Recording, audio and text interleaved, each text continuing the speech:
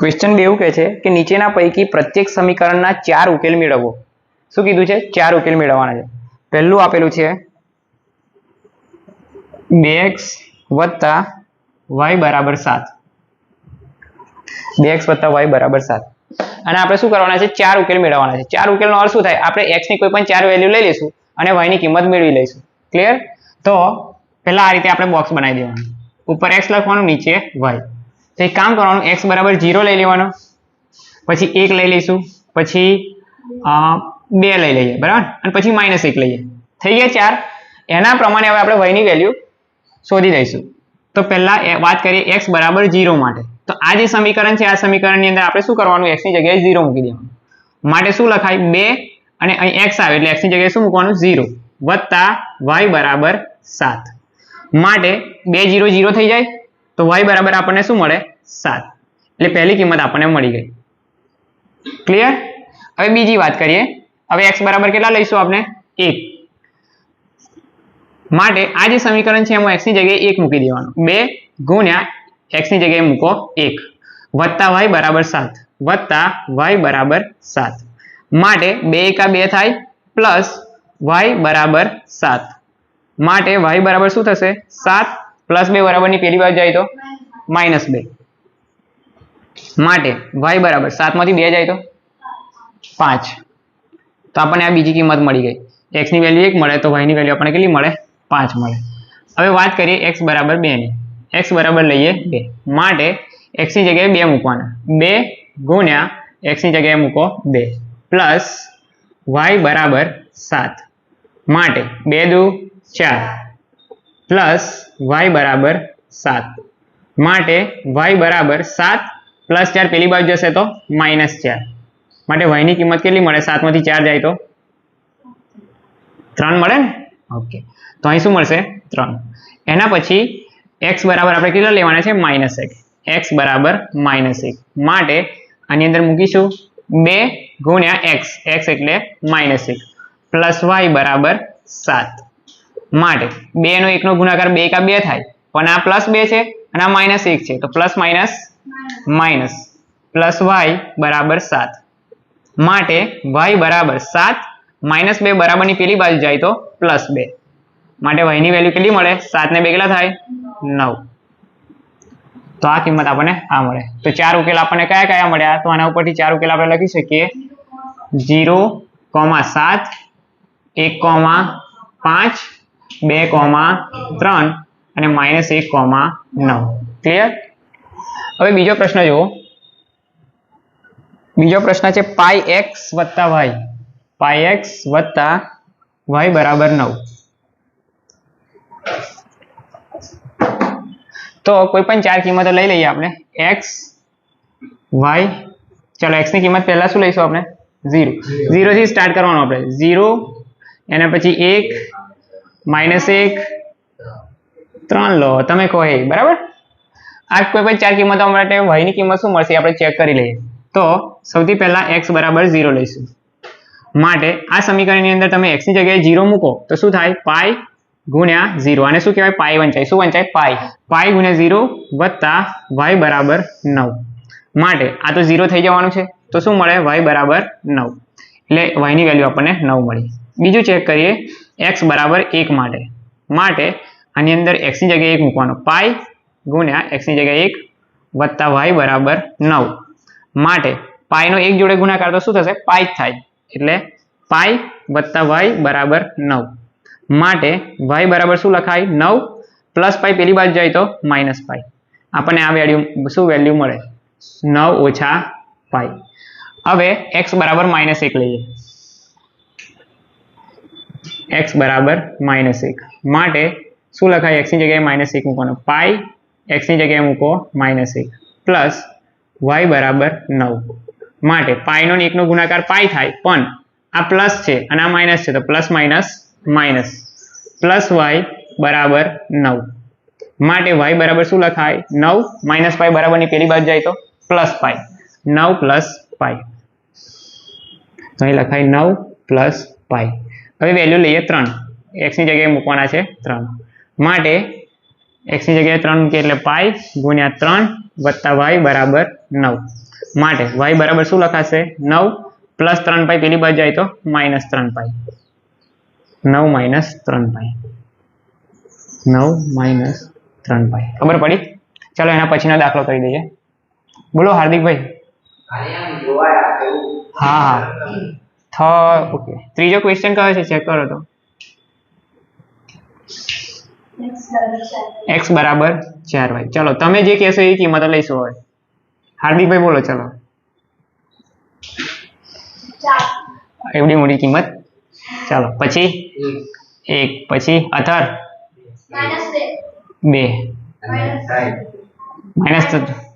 -3 3 બરાબર કોઈ પણ 4 શોધવાની છે ને લઈએ હવે સૌથી પહેલા x બરાબર 4 મૂકીશું માટે શું લખાય x ની જગ્યાએ 4 મૂકવાના 4 બરાબર અહીં શું છે 4y આપણે y ની કિંમત જોઈએ છે તો y ને એક સાઈડ રાખવાના બરાબરની આ y આ બાજુ રહેશે આ 4 તો હતા જ પછી આ 4 ને મોકલવા પડે કઈ મોકલવાના બરાબરની આ બાજુ આવું 4 y જોડે ગુણાકારમાં હતા તો જ્યારે એની જગ્યા બદલો છો તમે બરાબરની આ બાજુ મોકલો છો તો કઈ જાય ભાગાકારમાં સાહેબ ભાગાકારમાં હોત તો કઈ જતો તો એની જોડે ગુણાકારમાં જતો ખબર પડી ઓકે અને છેદ ઉડે 4 એકા 4 તો આપણને વેલ્યુ કેટલી મળી 1 એટલે પહેલી વેલ્યુ આપણને 1 મળે પછી જોઈએ આગળ x ની વેલ્યુ હોય કેવી 1 લેવાની છે માટે આ સમીકરણની અંદર x ની જગ્યાએ 1 મૂકો માટે x ની જગ્યાએ 1 બરાબર 4y માટે આપણે y જોઈએ છે તે એઝ ઇટ ઇઝ રાખવાના અહીં કેટલા છે 1 અને 4 કઈ જશે ભાગાકારમાં તો y ની વેલ્યુ શું મળી 1/4 એ જ રીતે હવે x ની વેલ્યુ કેટલી લેવાની છે 2 માટે x ની જગ્યાએ મૂકો 2 બરાબર 4y માટે 2 બરાબર આપણે y જોઈએ છે તો 4 ગુણાકારમાંથી કઈ જશે કઈ જાય ભાગાકારમાં છેદ ઉડશે પણ કેવી રીતે ઉડશે ધ્યાન આપજો આ રીતે 2 દુ 4 એ કેવી રીતે થયું ધ્યાન આપજો 2 ના છેદમાં 4 હતું આ એનો મતલબ આને આપણે લખી શકીએ 2 ના છેદમાં 4 ને આપણે 2 ગુણ્યા 2 લખી શકીએ લખાય ને 2 દુ 4 થાય એના બરાબર અહીં શું છે y 2 ગયા ઉપર કઈ નહીં એટલે શું બાકી રહ્યું 1 નીચે તો 2 છે જ તો y ની વેલ્યુ કેટલી મળે આપણને 1/2 ક્લિયર હજી આપણે 3 માટે બાકી છે x બરાબર 3 લઈએ માટે x ની જગ્યાએ 3 મૂકવાના એના બરાબર 4y માટે 3 બરાબર આપણે y જોઈએ છે તો એઝ ઇટ ઇઝ રાખવાના 4 કઈ જશે ભાગાકારમાં 3/4 3/4 ક્લિયર તમને એક સમીકરણ આપેલું છે x - 2y બરાબર 4 x - 2y બરાબર 4 આ સમીકરણ આપેલું છે એમાં નીચે આપેલા કયા બિંદુએ ઉકેલ નથી અને કયા છે એ આપણે ચકાસવાનું છે બરાબર નીચે ઘણા બધા આપેલા છે પહેલો આપેલું છે 0,2 એના પછી બીજું છે 2,0